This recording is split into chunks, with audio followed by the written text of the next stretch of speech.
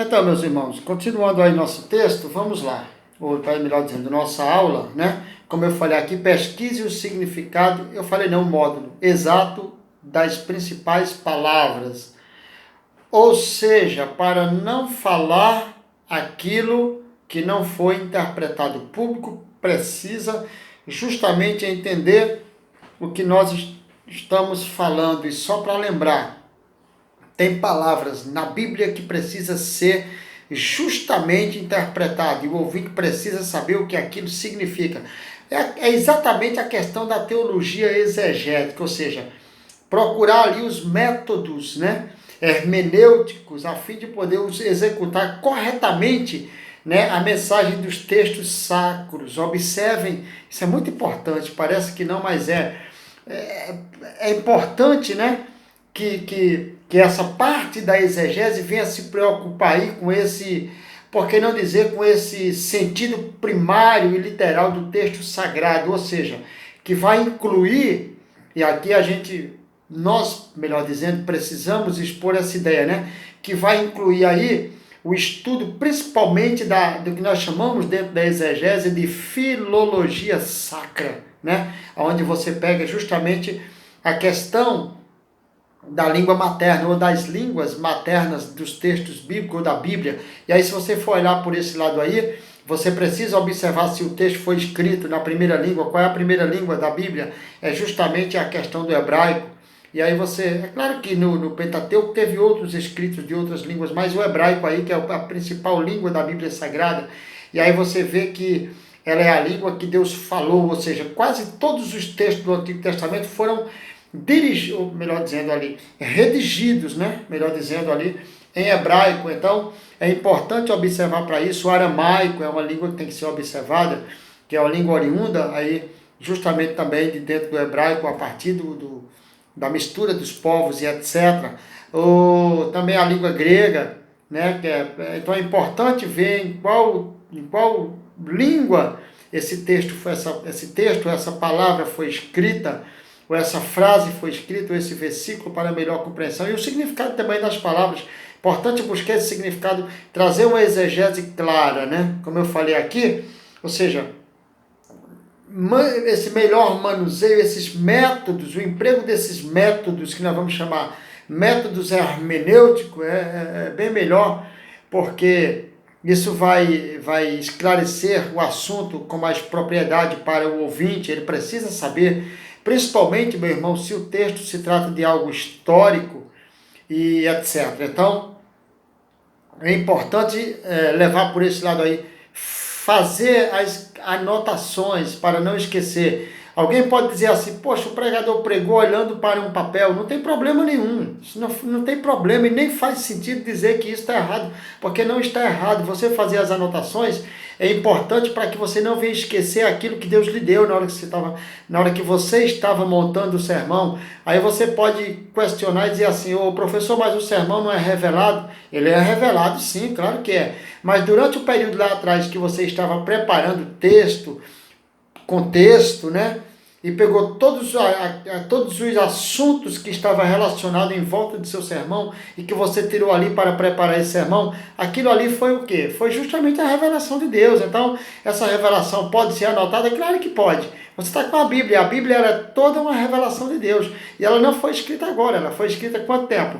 A Bíblia foi escrita tem mais ou menos 2000 anos que se encerrou aí o fechamento do cânon sagrado. Claro que quase 2000 eu falei, porque termina ali no ano 100, ou 95 depois de Cristo, pelo último evangelista, que é João, ali no ano 95, 96, lá em Patmos, mas tem quase 2000 anos, e até hoje ela é a palavra de Deus revelada, e não muda seu efeito. Então, não muda, ela tem efeito diário na vida de todo mundo, cotidiana, de todos, infalível, inclusive. Então, você não tem problema em faça sim anotações, ou seja, pesquise o contexto, época, que é o que eu falei aqui, país, costumes, tradição, principalmente a tradição, a questão da tradição e dos costumes.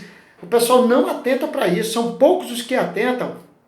E outra coisa importante, a época em que foi escrito isso aí, meus irmãos, nós precisamos observar isso aí, a época em que foi escrito, principalmente o país em que foi escrito, porque é bom lembrar que nós temos outros povos vizinhos que influenciaram o povo de Israel e etc. Então, pergunte sempre onde, quem, o que e por quê. Isso é muito importante dentro desses passos aí. Eu achei essa página 74 aí, esses 10 passos para uma boa exegese, para montar esse sermão e desenvolver ele, muito importante no desenvolvimento da sala do sermão e também na estrutura, né, do conhecimento do pregador, muito importante.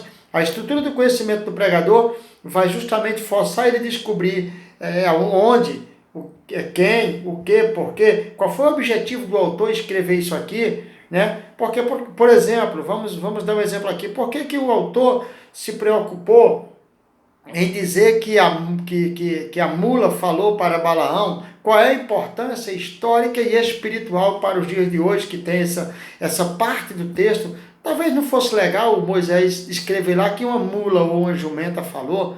Como é que pode? E agora, aí quem é incrédulo vai dizer, poxa vida, uma jumenta falou e a Bíblia diz que falou, mas a Bíblia diz que falou sim, e se a Bíblia diz que falou, tem os seus porquês, então é muito importante lembrar disso. Se Moisés escreveu aquilo ali, Moisés estava chamando a atenção de um povo local, de um povo histórico ali lá atrás, mas espiritualizando, serve para o nosso dia a dia. Às vezes estamos cegos espiritualmente, e aí nós podemos questionar um texto desse anterior lá atrás, isso ajuda muito. Outra coisa, organize o texto sem sessões, organize o texto em sessões principal e também secundárias. É muito importante organizar o texto dessa forma. Vamos lá, você montou um sermão agora, mas esse sermão precisa ter um assunto principal desse sermão, mas ele pode ser abrangente, você pode desenvolver também esse sermão.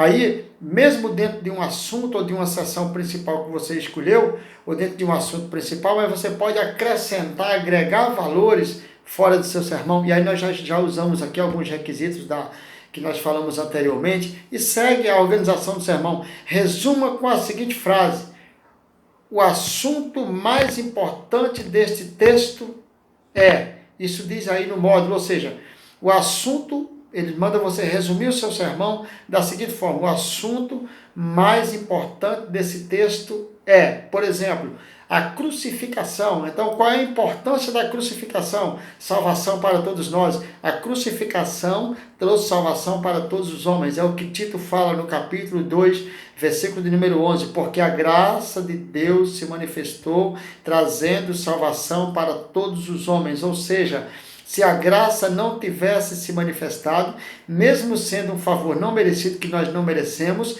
nenhum de nós teríamos espaço para a salvação. E aí, partindo da página de número 74 em diante, né?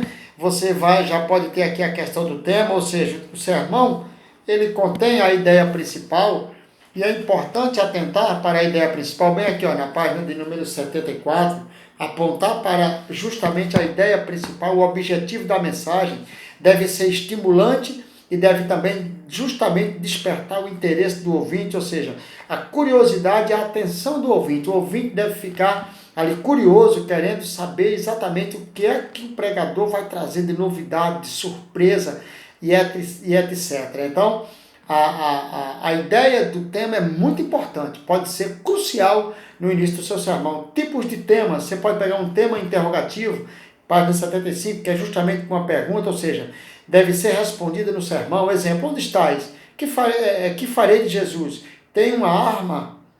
O que fazer com ela? Ou seja, você tem que dar justamente, se é uma interrogação, se é uma pergunta, você precisa também dar essa resposta imediata, precisa ser respondida para o ouvinte também. Textos explicativos, ou seja, o texto explicativo: que o homem semear, isso também se fará. Ou seja, é uma questão da colheita. Quem encontra Jesus volta por outro caminho, ou seja, não leva mais a vida que levava antes, e segue toda essa ideia. Temas imperativos, ou seja, mandamento, uma ordem. Por que Deus ordenou ir por todo mundo e pregar o evangelho? Então, está no imperativo. Se foi uma ordem imperativa de Deus, então é inevitável que isso seja justamente deixado de ser falado. Deus mandou, isso Deus mandou, está mandado, então é importante. E aí, encerrando o nosso sermão, aqui na ideia dos sermões, são sermões enfáticos, né? E também esse sermão enfático, ou seja, realçar um aspecto específico, especificamente aquele assunto ali. Então, e também o geral, ou seja, abrangente, aborda um assunto de forma geral, sem especificá-lo. Amor, fé, esperança, perseverança e etc. Né? E aí vem a questão das ilustrações, a questão histórica e contextual, conhecimento intelectual, metáfora ou alegorias, ou seja, metafórica ou alegórica, experiência pessoal, né?